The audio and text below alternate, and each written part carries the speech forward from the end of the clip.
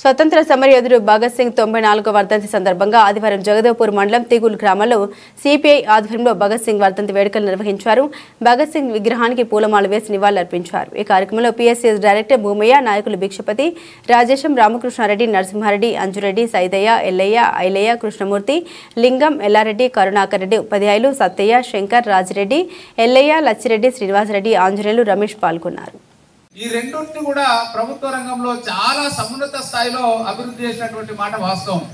కానీ మరి మొన్న జరిగినటువంటి ఎన్నికల్లో చిన్న మరక అది అసలు వాస్తవంగా మరి అది మన టిఆర్ఎస్ పార్టీ నాయకురాలు మరి కవిత గారి యొక్క పుణ్యమా సందర్భంలో బ్రిటిష్ వాళ్ళు భగత్ సింగ్ను, సుఖదేవును వీళ్ళను పట్టి జైల్లో పెట్టి తర్వాత వీళ్ళను అంటే ఉరిదీయడానికి తీసుకుపోతున్నప్పుడు కూడా జనరల్గా ఏం చేస్తాం, మన సొంటోళ్ళము ఏదైనా మనకు ఆపద కలిగినప్పుడు అంటే మనకు ప్రాణం తీస్తారనేటువంటి ఒక అవకాశం వచ్చినప్పుడు వెంబడే మనము ప్రభుత్వానికి లొంగిపోతాం, లేకుంటే పాలకులకు లొంగిపోయి మనం బయట కూర్చుపోతాం. కానీ అట్లా కాకుండా ప్రాణాన్ని కూడా తృణప్రాయంగా ఈ దేశానికి అర్పించాలి.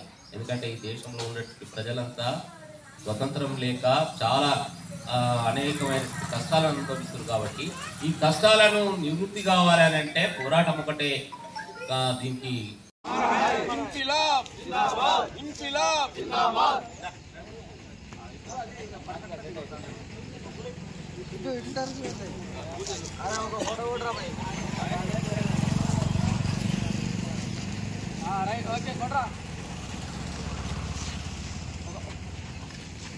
सरदार भगत सिंह, सरदार भगत सिंह,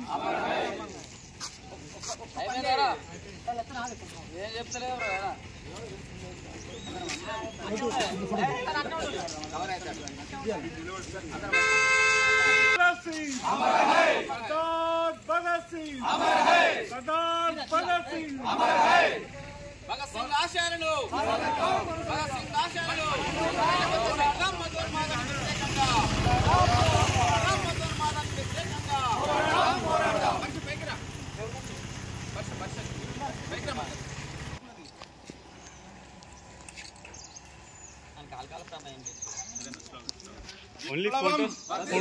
విప్లవం వర్ధిల్లాలి, రైతు కూలీల ఐక్యత వర్ధిల్లాలి, రైతు కూలీల ఐక్యత వర్ధిల్లాలి.